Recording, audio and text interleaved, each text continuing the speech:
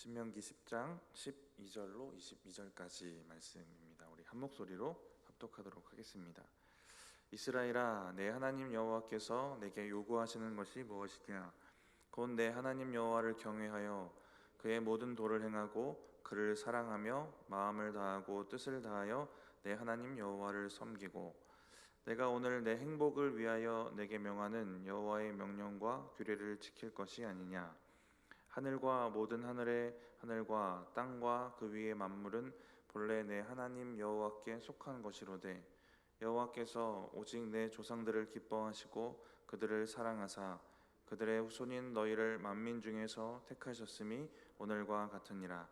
그러므로 너희는 마음에 할례를 행하고 다시는 목을 굳게 하지 말라. 너희의 하나님 여호와는 신 가운데 신이시며 주 가운데 주시요 크고 능하시며 두려우신 하나님이시라. 사람을 외모로 보지 아니하시며 뇌물을 받지 아니하시고 고아와 가부를 위하여 정의를 행하시며 나그네를 사랑하여 그에게 떡과 옷을 주시나니, 너희는 나그네를 사랑하라. 전에 너희도 애굽 땅에서 나그네 되었음이니라. 내 하나님 여호와를 경외하여 그를 섬기며 그에게 의지하고 그의 이름으로 맹세하라. 그는 내 찬송이시요 내 하나님이시라. 내 눈으로 본 이같이 크고 두려운 일을 너를 위하여 행하셨느니라.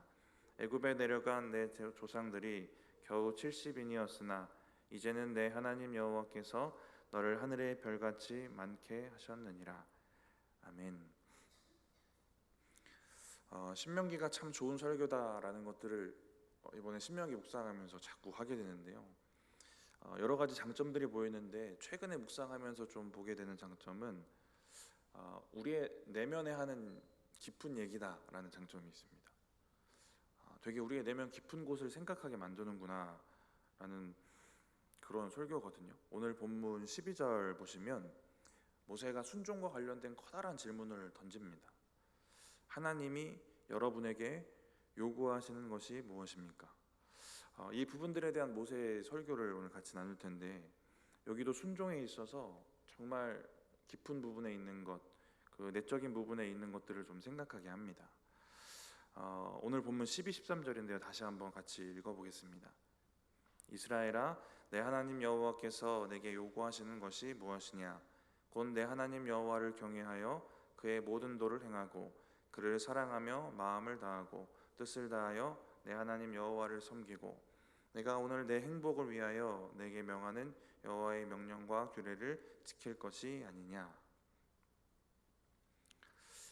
이 질문을 좀 보면 어떤 마음으로 하나님 요구하시는 것에 순종해야 되는가, 이 부분을 좀 생각해 볼 수 있는데요. 내게 요구하시는 것에서 이 내게라는 원어를 보니까 지금 한글에는 내게라고 간단히 해석이 되어 있는데, 이 단어가 되게 복잡한 단어더라고요. 그러니까 해석이 안 된 뭔가 내용이 더 있습니다. 메인 마크라는 단어인데 전치사 두 개가 합쳐진 단어거든요. 네, 이런 문법 저도 잘 모릅니다. 복잡하죠. 그래서 의미가 뭐냐면, 이 전치사 두 개의 의미가 뭐냐면, 하나는 뭐뭐로부터, 또 하나는 뭐뭐와 함께, 뭐뭐 안에, 뭐 이런 뜻입니다. 그래서 그냥 네 개가 아니라 이런 의미가 돼요. 내 안에 있는 것으로부터입니다. 하나님께서 내 안에 있는 것으로부터 요구하시는 것이 무엇이냐? 하나님은 지금 이스라엘 백성의 그 안에, 그들 속에 있는 것으로부터의 것을 요구하시는 것입니다. 이제 본문을 통해서 나누게 될 하나님이 요구하시는 요청, 순종의 제목들이 이제 있거든요. 근데 이게 그저 외적으로 형식적으로 할 것이 아니라 그들 속 안에 있는 그들의 중심과 내면, 그들의 신앙으로 하라는 얘기입니다. 저와 여러분에게도 하나님 요구하시는 것들이 있어요. 우리에게 요구하시는 순종이 있습니다. 근데 이 순종도 우리 속에 있는 것으로부터 나오는 순종을 요구하시는 것입니다. 오늘 질문이 어떤 질문이냐면 순종 요구하는 질문이에요. 근데 그저 형식적 순종 아니라 이스라엘의 중심이 담긴 무언가를 요구하시는 것입니다. 그 무언가가 무엇인가 이제 본문에 쭉 나오게 되는데요. 무엇을 순종해야 되는지, 네, 오늘 본문 마지막까지 쭉 보시면 이 순종의 영역을 잘 구분해서 설명해 주시는데 어떤 영역들이 있냐면요, 하나님을 위한 요구가 하나가 있고요, 이웃을 위한 요구가 있고, 또 나의 영혼을 위한 요구도 있습니다. 우리가 신경 써야 될 모든 영역, 우리 신앙생활하면서 인생 살아갈 때 신경 써야 되는 모든 영역에 있어서의 요구를 잘 나눠서 얘기를 하십니다. 먼저 12, 13절 읽었는데 여기에는 하나님을 위한 구체적으로 잘라본다면 5가지 요구가 있습니다. 이 요구를 먼저 좀 살펴보면, 첫 번째는 곧 내 하나님 여호와를 경외하는 것입니다. 경외인데요, 이 경외에 여러 가지 의미가 담길 수 있겠지만 기본적으로는 두려운 겁니다. 뭔가 존경하는 마음, 좋은 마음으로 두려워하는 그 두려움을 얘기를 해요. 하나님을 두려워하는 신앙을 얘기를 합니다. 저는 지금 시대에 진짜 회복돼야 될 신앙이 이것이 아닌가라는 생각도 하게 되는데, 하나님 여러분에게 어떤 분이십니까? 하나님을 한마디로 표현해 본다면 어떨까요? 하나님은 네모다. 네, 뭘 집어넣을 수 있을까요? 이런 질문을 해보면 우리에겐 또 어떤 대답이 있을까도 좀 생각해 보시면, 제가 사역하면서도 느끼고 또 세상에 그 기독교가 흘러가고 이런 부분들을 좀 보면서 느껴지는 것들은, 이 대답에 거의 대부분 사랑의 하나님, 위로의 하나님을 말한다는 겁니다. 멀리 갈 것 없이 내 안의 질문에도 이 대답이 가장 먼저 나올 수도 있고요, 정말 멀리 갈 것 없이 오늘 여기 예배 자리에 없는 다른 아는 성도님들에게 한번 슬쩍 물어보세요. 경외나 두려움, 공의의 하나님, 뭐 이런 대답이 많이 없을 겁니다. 하나님이 사랑의 하나님이다라고 말하는 거 전혀 문제가 되지 않습니다. 사랑의 하나님이 맞으시니까. 근데 여기에 치우치는 바람에 하나님이 경외의 대상이다, 두려움의 대상이다라는 것들을 잊어가는 것은 문제가 될 겁니다. 이런 신앙들이 생기는 거예요. 우리가 연약한 사람이고 하나님은 사랑의 하나님이니까 나를 이해만 하셔야 된다라고 생각하는 겁니다. 이 생각이 가다 어디까지 가냐면, 내가 하나님의 말씀에 순종하지 않더라도, 내가 여전히 내 안에 죄를 가지고 있더라도 하나님이 연약한 나를 이해하셔야 된다라고 생각하는 겁니다. 사랑의 하나님에 너무 치우쳐 있는 거죠. 그러니까 죄 지으면은 하나님 앞에 두려워야 된다니 두려움에 대한 생각들이 점점 사라지는 사람도 있는 겁니다. 내 모습 이대로라는 주제로 지은 찬양들이 있어요. 찬송가도 있고. 찬송가의 가사는 균형이 진짜 잘 잡혀 있습니다. 연약하기 때문에 회개하고 회복해야 된다는 주제가 담겨 있는데요, 근데 이것을 주제로 한 찬양 중에는 그냥 연약하니까 하나님 받아주세요, 그냥 이것만 찬양하는 그런 가사들도 있습니다. 근데 이게 자칫 오해할 수 있는 거잖아요. 우리의 모습이 죄로 가득해도, 순종이 없어도 하나님 보시기에 죄인이어도 받아주세요라는 겁니다. 그냥 그 모습 그대로, 죄인인 상태 그대로. 저는 우리의 신앙이 너무 하나님의 사랑에 치우쳐서 막 두려움도 잃어가고 경외를 잃어버리면, 우리가 하나님의 사랑을 찾고 위로를 찾으면서 하나님을 조롱하는 것이다 라는 생각까지 해봤어요. 우리가 만약에 그런 위치에 있다면, 하나님의 사랑을 찾으면서 회개하지 않고 죄에서 돌이키지 않고 하나님 우습게 생각하는 거 아니겠습니까? 모욕이다라는 생각까지 해봤습니다. 하나님을 정말 두려워하는 신앙이 있으면 죄인인 상태로 그대로 이해해 주세요가 아니라 하나님 용서하시고 회복해 주세요가 맞는 태도 아니겠습니까? 하나님을 향한 진정한 두려움, 경외가 있는지를 우리가 좀 돌아보면 좋을 것 같습니다. 이런 말이 있더라고요. 대부분 사람들은 일이 잘 될 때 자기에게 영광을 돌리고, 신명기 8, 9장 묵상해 보셨으면 8, 9장에 나오는 그 모세가 걱정하는 그 모습과 비슷합니다.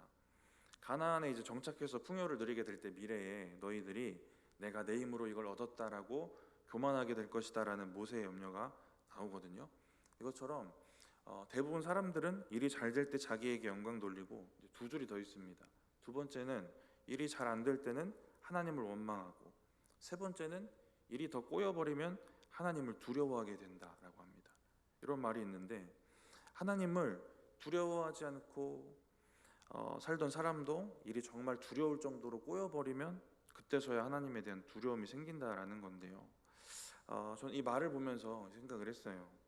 괜찮을 때, 평안할 때, 내 신앙이 그래도 괜찮은 것 같을 때 미리 하나님을 향한 이 경외를 좀 꼼꼼히 돌아보면 좋겠다라는 것 생각해 보았습니다. 이게 진짜 지혜로운 것이 아닐까 하는 생각을 했는데요. 우리의 신앙이 괜찮다고 여겨져도 미리 돌아보고 미리 또 세워가는 것이 진짜 지혜자인 것 같습니다. 또 중요한 것은 또 이런 부분이 있을 것 같습니다. 우리가 우리의 모습을 잘 보지 못한다. 이런 겸손한 전제가 이 경외를 돌아보는 것뿐만 아니라 우리의 신앙의 여러 가지 영역을 돌아볼 때 나는 내 모습 잘 못 본다. 이런 겸손한 전제가 필요한 것 같습니다. 그래서 우리가 스스로 보지 못하는 부분에 있어서 하나님을 경외하지 않는 부분, 하나님 두려워하지 않는 부분이 있진 않을까 좀 돌아보면 좋을 것 같습니다. 하나님 경외하십니까? 제가 물어보면 경외합니다라고 대답하실 거예요. 그렇죠? 하나님 경외하십니까? 네, 아멘이십니다. 근데 이게 우리가 구체적으로 우리 삶을 막 구석구석 파보면 부끄러운 거 하나 건져낼 수도 있다는 말씀 드리는 거예요. 근데 그것까지 다 꺼내서 정말 우리가 하나님을 전적으로 경외하고 두려워하는 신앙 있으면 우리 하나님 얼마나 기뻐하실까 하는 생각들 하게 되는 겁니다. 모두 그렇진 않지만 대부분 웬만한 부분에서는 하나님 경외하는데 작은 부분에서 이 경외를 놓치는 거, 하나님 두려워하는 걸 놓치는 부분이 있는데 저는 여러 가지 있겠지만 정직에 대한 부분도 좀 그런 것 같아요. 뭔가 가벼운 이익을 얻었을 때, 뭔가 사람들을 속여서 가벼운 이윤을 남기거나 뭔가 약간의 불법을 사용해서 이익을 남기거나 이런 정직과 관련된 부분에 있어서는 우리가 하나님에 대한 두려움을 쉽게 잊고 넘어지는 그런 부분이 될 수도 있다는 생각을 하게 됩니다. 하나님을 두려워하지 않는 것 같은 내 모습들이 어떤 게 있을까? 이것들을 좀 찾아보시면 좋을 것 같습니다. 삶의 모든 영역에서 하나님 경외하시면 좋겠고요. 두 번째는 그의 모든 도를 행하고입니다. 도를 행한다. 하나님이 알려주신 그 길로 걸어가라는 겁니다. 하나님이 보여주신 길. 지금 설교를 듣는 이스라엘은 하나님의 율법을 통해서 그 길을 보여주셨거든요. 그 길로 가라는 겁니다. 여기에 모든 길로 가라라는 말씀에 우리가 좀 주목해 보면 이 경외에 대한 믿음 돌아보면서도 말씀드렸던 것처럼 우리의 영역이 다 그렇진 않겠지만 웬만하면 하나님의 길로 가겠지만 우리가 놓치는 영역들을 좀 구체적으로 생각해 보시면 좋겠습니다. 세 번째는 그를 사랑하며입니다. 하나님 사랑하는 것. 이것은 하나님이 요구하시는 것, 그 순종에 어떤 순종이든 모든 순종의 기반이 되는 부분입니다. 하나님 사랑하는 것. 이게 순종의 동기이기도 하고 순종의 동력이 되기도 합니다. 신명기 7장 지난주 금요일날 나눴던 말씀인데요.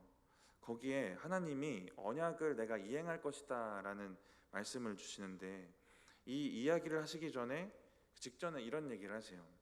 하나님을 사랑하고 그의 계명을 지키는 자에게 언약을 1000대까지 이행하실 것이다. 모세가 이렇게 설교를 하는데 하나님을 사랑하고 그의 계명을 지키는 것, 이게 우리가 언약, 지금 하나님과의 계약 상태에서 우리가 해야 되는 일인데요. 다른 번역을 보면 하나님을 사랑하여 그의 계명을 지키는 자라고 번역이 됩니다. 하나님 사랑하고 계명 지키고 이거 분리된 영역이 아니라 하나라는 거예요. 사랑하기 때문에 계명을 지키라는 겁니다. 이것이 계약 내용이에요. 사랑해서 순종하는 것, 이게 하나라는 겁니다. 그러니까 우리가 하나님이 주시는 젖과 꿀이 흐르는 땅과 이런 풍요, 우리가 이런 이득을 볼 수 있는 것이 하나님이 언약 주신 그 언약에 그 계약서에 써 있기 때문에 이것을 얻기 위해 그냥 그 계약을 이행하는 것이 아니라 말씀을 지키고 따르고 순종하면서 사는 이 모든 것의 근본에 하나님을 향한 사랑이 있어야 된다라는 것입니다. 오늘 하나님이 요구하시는 것이 무엇이냐? 순종입니다. 이 얘기를 쭉 하게 되는 것인데 이 순종의 중심에 사랑이 분명히 있어야 된다라는 겁니다. 반대로 하나님도 이 계약을 이행하실 때 사랑을 중심으로 하세요. 7장 13절에 너를 사랑하시어 복을 주사입니다. 그냥 복 주시는 거 계약 내용인데요. 그냥 복 주시는 거 아니고 우리를 사랑하시기 때문에 복을 주시는 것입니다. 이렇게 서로 간의 사랑, 쌍방 간의 사랑 가운데 이루어지는 그 계약 이행, 우리는 그 가운데 이루어지는 순종이 우리의 계약 내용이겠죠. 오늘 본문 15절에도 여호와께서 오직 내 조상들을 기뻐하시고 그들을 사랑하사, 이 사랑에 대한 얘기를 반복을 하세요. 이런 쌍방의 사랑 관계를 원하신다라는 걸 알 수 있고요. 이 사랑이 동기가 되고 능력이 되어서 우리가 하나님 앞에 순종해야 된다는 것을 알 수 있습니다. 네 번째는 마음을 다하고 뜻을 다하여 내 하나님 여호와를 섬기고입니다. 신명기에서 여러 번 반복되는 명령인데요. 단어가 약간씩 다르고 순서도 막 바뀌고 이러는데 말하는 건 같은 의미입니다. 서두에 말씀드린 것처럼 내 안에 있는 것으로부터의 섬김을 요구하신다라는 것을 이걸 글을 꼼꼼히 읽어보면 우리가 잘 알 수 있거든요. 마음도 다해야 되고요, 뜻도 담고 우리의 힘도 담고 우리의 속에 있는 것들을 담아서의 섬김을 요구하시는 것입니다. 다섯 번째는 여호와의 명령과 규례를 지킬 것이 아니냐 13절인데요. 하나님의 명령과 규례를 지키는 것, 신명기에서 진짜 이스라엘의 귀에 못이 박히도록 듣게 되는 얘기입니다. 13절에 이 얘기를 반복할 때 특별한 부분이 하나 있는데 내가 오늘 내 행복을 위하여 내게 명하는 것이다 라는 것입니다. 모세가 출애굽 2세대들에게 너희가 행복하게 살 수 있도록 내가 전해주는 하나님의 명령과 규례를 지켜라 라고 하는 것인데요, 하나님의 명령과 규례를 지키면 너희는 행복할 것이다 라고 하는 겁니다. 하나님이 왜 순종하라고 하시는지 그 이유를 분명히 알 수 있는데 우리의 행복을 위해서입니다. 이 행복에 대한 고민도 우리가 신앙이 있기 때문에 우리가 참 진지하게 해봐야 되는 고민인데 여러분의 행복은 또 어디에 있으시고 그 행복을 위해서 우리가 또 무엇을 하고 있는지를 우리가 차분히 생각하고 답해 볼 필요가 있습니다. 우리의 행복이 하나님 안에 있는 것이 분명하고 하나님 안에서 그 행복을 찾아야 한다는 것이 인정이 되어지시면 순종하면서 사는 삶에 참된 행복이 있겠구나라는 것을 우리가 잘 알 수 있을 것입니다. 저는 기도하다가 하나님 만난 적, 회개하면서 울다가 하나님 만난 적, 정말 바로 옆에 계시는 그런 경험들 있잖아요. 고통 중에 기도하다가 하나님 만나는 경험들, 질병 때문에, 가정 때문에 울면서 어릴 때 기도하다가 하나님 만난 그런 경험들 있는데요. 제가 살아가면서 정말 진짜 하나님을 밀접하게 느낄 때가 또 언제인가 제가 고민할 때 크고 작은 순종을 하나님께 드릴 때였습니다. 내가 순종하면서 살아갈 때, 그리고 내 존재를 다시 한번 되짚어 볼 때 내가 순종할 수 없는 존재인데 순종하게 하신다라는 감사도 있고, 그 순간 순종하는 순간 하나님이 옆에 계시고 이 순종의 현장, 이 자리, 이곳에 함께 계신다라는 것이 너무 밀접하게 느껴졌던 경험들이 너무 많아요. 우리가 참된 행복이 어디 있을까라는 질문을 해보면 해답은 여기에 있습니다. 그 결핍을 해결해야 얻을 수 있거든요. 행복은 세상에서 말하는 행복을 얻는 방법들을 찾아봐도 현재를 즐겨라, 너 자신을 위해 작은 선물을 해라, 뭐 이런 얘기들이 있고요. 친구랑 가족을 위해서 시간을 투자하고 보내라, 이런 것들이 있습니다. 근데 이거 다 질문, 이 방법 뒤집어 보면 뭐냐면 관계나 감정 뭐 이런 것처럼 내적이나 외적으로 자기의 결핍된 것들을 채우라는 겁니다. 인간이 결핍을 느끼는 건 선악과의 결과잖아요. 그때부터 결핍을 느낍니다. 모든 것이 완벽하고 모든 것이 풍요롭고 모든 것이 만족스러운, 결핍이라는 단어도 없었을 것 같아요. 근데 선악과 사건 이후에 사람들은 관계, 감정, 또 이 땅에 대한 결핍들, 여러 가지 결핍들을 느끼게 됩니다. 그래서 사람이 예수 안 믿어도 본능적으로 아는 건 결핍이 생겨서 불행하고 결핍을 해결하면 행복하다라는 걸 아는 겁니다. 근데 세상 사람들이 모르는 거 한 가지는 이거겠죠. 하나님 말고 다른 것으로는 이 결핍을 해결할 수 없다는 겁니다.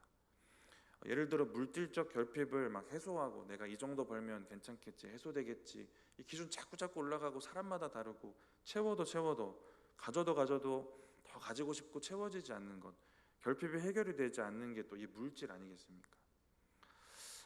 다 가졌는데도, 엄청나게 가졌는데도 행복하지 않고 허무한 사람들도 생기는 겁니다. 이 해답은 영적 결핍의 해소에 있는 거예요.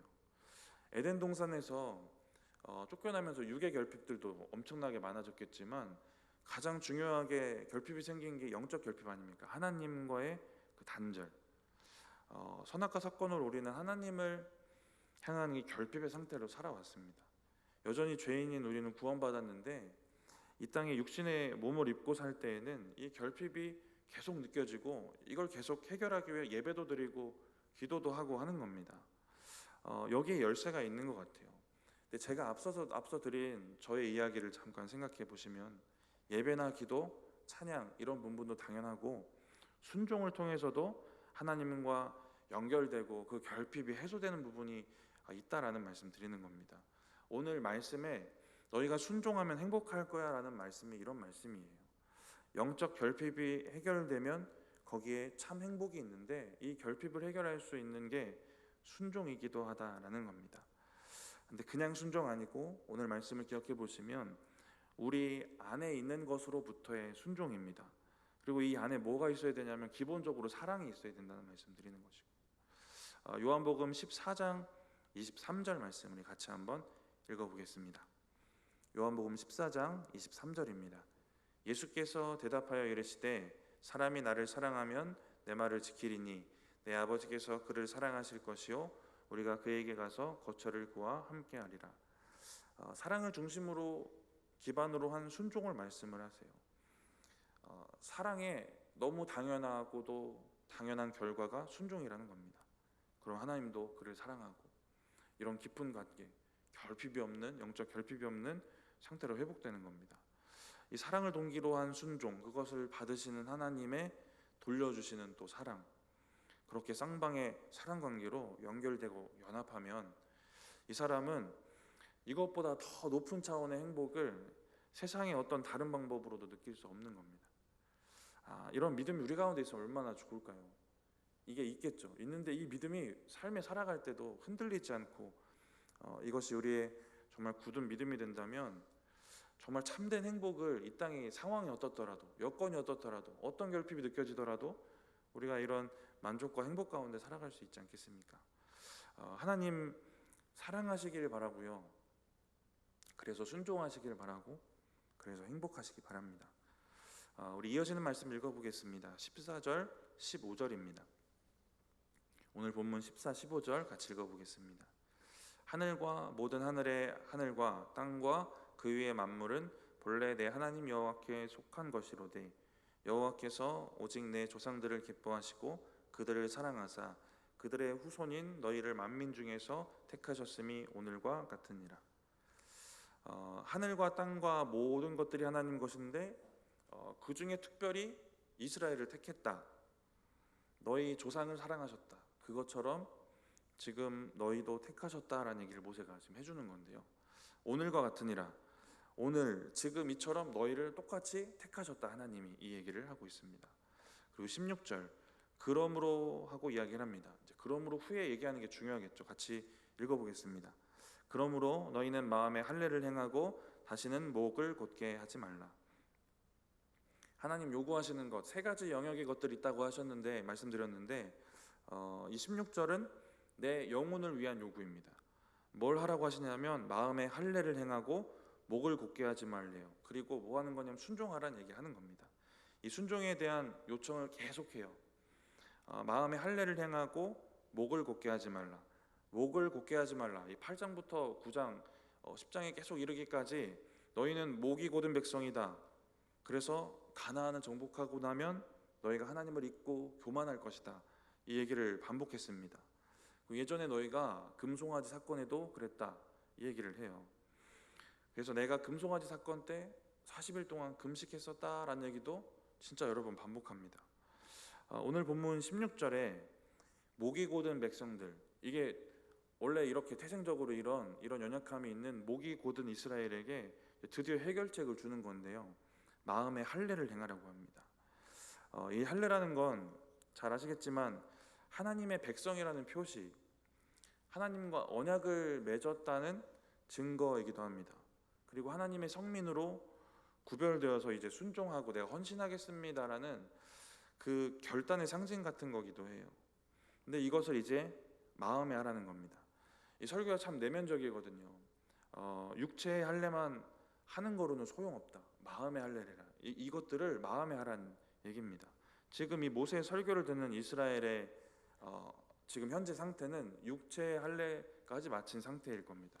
근데 마음의 할례는 행하지 않은 상태라고 모세가 보고 있는 거예요. 언약 백성으로 구별돼서 내가 하나님께 속해 있습니다. 이 하나님의 백성이라는 표시, 이 외적인 표시가 할례인데 이것을 육체만 하지 말고 진짜 하나님의 속한 백성이 되라는 겁니다. 마음의 할례를 행해서. 예레미야 4장 말씀을 같이 한번 볼 텐데요, 마음의 할례를 행하면 진짜 하나님께 속한 사람 되는 거거든요. 예레미야 4장 4절에 이렇게 말씀하십니다. 같이 한번 읽어보겠습니다. 유다인과 예루살렘 주민들아, 너희는 스스로 할례를 행하여 너희 마음 가죽을 베고 나 여호와께 속하라. 그리하지 아니하면 너희 악행으로 말미암아 나의 분노가 불같이 일어나 사르리니 그것을 끌 자가 없으리라. 마음의 가죽을 베고 마음의 할례를 행하라는 얘기를 여기도 하는데, 그리고 나 여호와께 속하라. 마음의 할례 행하는 사람은 하나님께 속하게 된다는 얘기를 하고 있고요. 신명기 30장 6절 말씀도 같이 한번 읽어보겠습니다.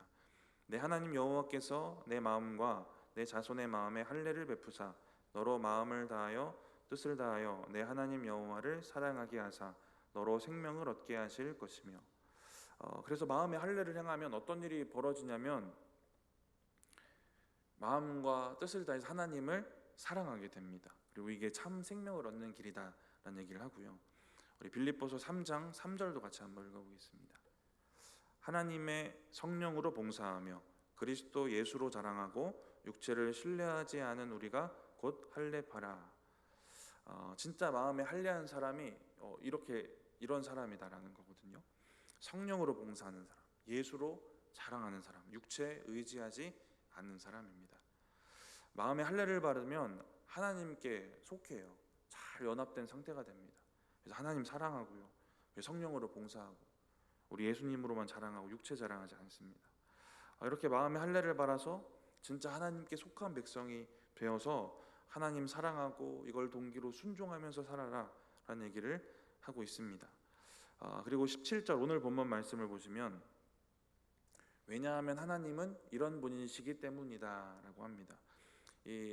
우리가 보는 한글 성경에는 없는데요, 원어에 보면 앞에 왜냐하면이라는 원어가 있거든요. 왜냐하면 하나님이 이러이러한 분이시기 때문이다 라는 얘기를 하는 겁니다. 우리 17절 같이 한번 읽어보겠습니다. 너희의 하나님 여호와는 신 가운데 신이시며 주 가운데 주시요 크고 능하시며 두려우신 하나님이시라. 사람을 외모로 보지 아니하시며 뇌물을 받지 아니하시고.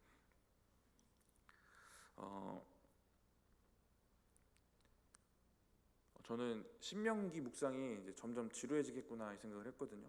너무 반복해가지고.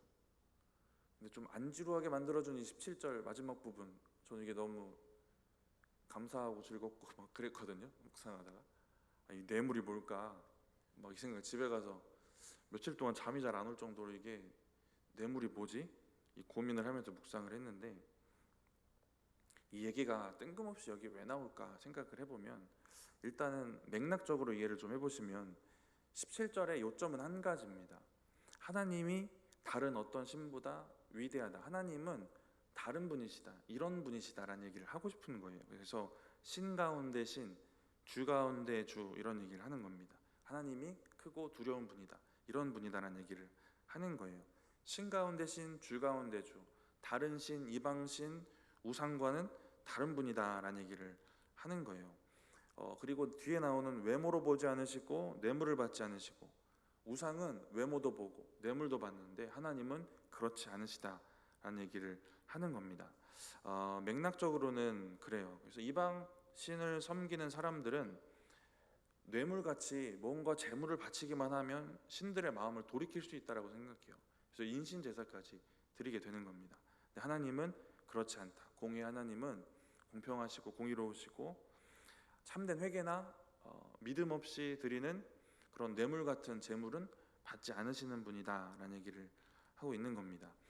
이 말씀이 그래서 우리에게 어떤 적용점이 있을까 좀 생각해 봤는데, 뇌물을 받지 않으시는 하나님인데 우리가 자꾸만 뇌물을 드리는 경우들을 생각해 봤어요. 이게 우리의 적용점이 될 것 같습니다. 하나님이 뇌물을 받지 아니하시고 이 얘기를 지금 17절에 꺼내는 거는 이스라엘 백성들이 좀 더 넓게는 저와 여러분, 우리 인간의 본성 자체가 하나님께 뇌물 바칠 위험이 있다라는 걸 전제로 하는 겁니다. 뇌물이라는 단어를 그래서 한번 생각해 보시면 국어 사전적 단어예요.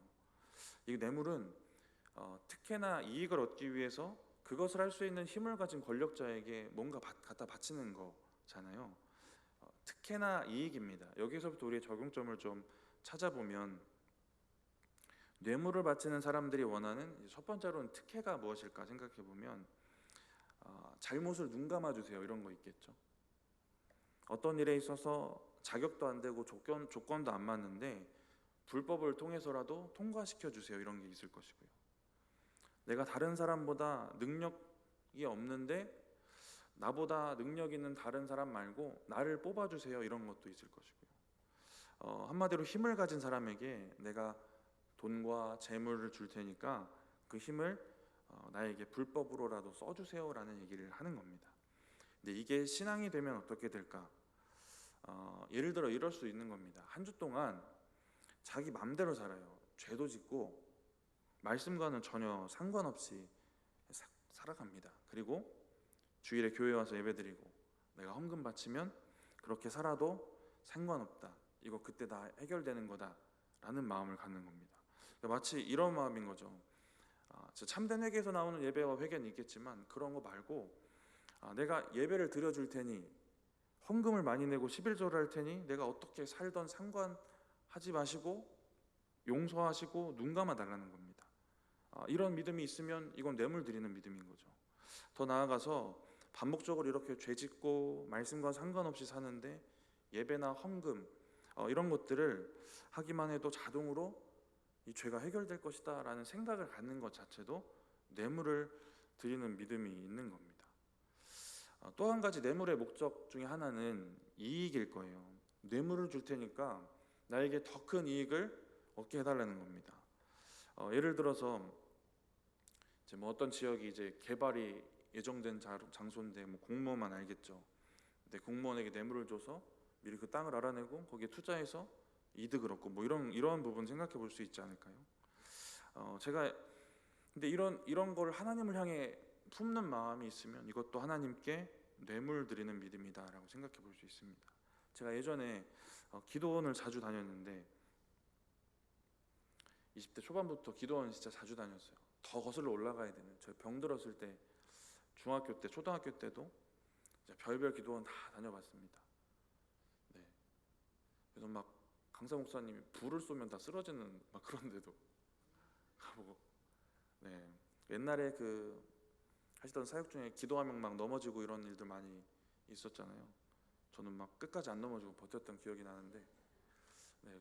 그런 기도원도 막 다니고 했는데, 제가 20대 신학교 가서 언젠가 기도원을 갔는데 듣다가 정말 짜증이 나서 일어서 나오고 싶었던 설교가 한 번 있었거든요. 예전에 한번 말씀드린 것 같은데, 우리가 지갑을 열어야 하나님이 지갑을 여신다, 이 설교입니다.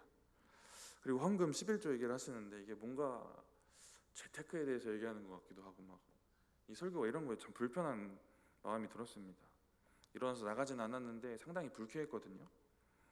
우리가 지갑을 열어서 하나님께 뇌물같이 뭔가 갖다 바치면 더 큰 이익을 얻을 것이다 라고 말하는 겁니다. 근데 이게 맞습니까? 11조를 드렸더니 더 이상 쌓을 곳이 없도록 나에게 부어 주시옵소서, 이게 맞는 믿음이 아니잖아요. 우리가 예배를 드리고 봉사도 하고 헌금을 드렸으니까 우리 이 땅 살아가는 육적인 삶에 뭔가 그에 상응하는 보상이 분명히 있어야 됩니다. 이렇게 여기는 겁니다. 열심도 있고 성실하기도 하고 열정적으로 신앙생활 하는데 거기에 보상이 무조건, 육적 보상이 무조건 있어야 됩니다 라고 하는 순간 우리가 건전하게 참 열심히 해오던 예배, 봉사, 헌금 이런 신앙의 모든 영역들이 하나님 앞에 뇌물처럼 돼버리는 겁니다. 이렇게 우리의 죄를 눈감아 주세요, 이 땅에서 조금 더 풍요를 누리게 해주세요라는 목적으로 우리가 평생 하나님께 뇌물 드리는 사람 될 수도 있다라는 걸 우리가 잘 주의하고 우리의 모습을 잘 돌아보면 좋을 것 같습니다. 외모 보지 않으시고 뇌물도 받지 않으시는, 여기서 알 수 있는 하나님의 속성 하나는 공의의 하나님이거든요. 그래서 외모나 뇌물에 흔들리지 않는 분이에요. 그래서 이어지는 말씀 보시면 그런 하나님이 이 땅에 소외받은 자들, 고아와 과부를 위해서 정의를 행하신다고 합니다. 18절 말씀인데요, 우리 같이 한번 읽어보겠습니다. 고아와 과부를 위하여 정의를 행하시며 나그네를 사랑하여 그에게 떡과 옷을 주시나니. 19절도 읽어보겠습니다. 너희는 나그네를 사랑하라. 전에 너희도 애굽 땅에서 나그네 되었음이니라. 이제 하나님 요구하시는 것, 그 마지막 영역, 이웃을 위한 하나님의 요구가 있습니다. 이웃을 향한 하나님의 마음이 이러이러하신데 그 마음을 잘 깨달아서 우리도 이웃에게 이러이러하게 이웃을 사랑하는 삶을 살라는 겁니다. 이렇게 이웃을 향한 요구까지 하나님, 나, 이웃 모든 영역에서 하나님 요구하시는 것을 밝히셨고요. 근데 이것을 또 어떤 마음으로 해야 될지를 분명히 얘기를 해주십니다. 우리 마지막 21절, 22절 같이 한번 읽어보겠습니다. 그는 내 찬송이시요 내 하나님이시라. 내 눈으로 본 이같이 크고 두려운 일을 너를 위하여 행하셨느니라. 애굽에 내려간 내 조상들이 겨우 70인이었으나 이제는 내 하나님 여호와께서 너를 하늘의 별같이 많게 하셨느니라. 하나님이 요구하시는 것에 순종하면서 살면 20절, 21절처럼 된다는 겁니다. 하나님, 우리 하나님 되시고 우리를 위해 행하시고 우리의 찬송이 되시고, 그리고 20절, 21절 같은 분이 우리의 하나님이시기 때문에 또 우리가 순종해야 된다는 것이기도 하고요. 오늘 본문을 이렇게 쭉 살펴보면서요, 무엇에 어떻게 순종해야 되는가 알 수 있었습니다. 어떻게 순종해야 되냐면 우리의 중심을 들여서 우리의 속으로부터 나오는 것을 통해서, 근데 그 속에 하나님 사랑하는 마음이 있어야 하고요. 무엇을 순종해야 되는가? 하나님을 위한 부분, 나를 위한 부분, 이웃을 위한 부분들이 있었습니다. 이런 부분을 기억하시고요. 왜 순종해야 되는가? 15절 말씀에는 나를 택하셨기 때문이고요. 그리고 하나님이 어떤 하나님이신지에 대해서 말씀 중간에 밝혀주신 부분이 있습니다. 하나님이 그런 하나님이셔서 전능하시기도 하고 두려운 분이시기도 하고 자비와 긍휼이 있으시기도 하시고 공의의 하나님이시기도 하시고, 그래서 우리가 순종하는 것이고요. 세 번째는 우리 마지막에 읽었던 부분입니다. 우리에게도 크고 놀라운 일을 행하셨기 때문에 그렇습니다. 말씀을 마치면서 여러분의 내면, 속사람 속에서부터 나오는 하나님을 향한 그 사랑을 동력으로 참된 순종하면서 살아가시기 바랍니다. 13절 말씀처럼요, 그렇게 살아가는 것이 참된 행복을 누리는 삶이라는 것을 여러분의 인생으로 잘 증명해 가시길 바랍니다. 우리 잠깐 찬양하고 기도하도록 하겠습니다.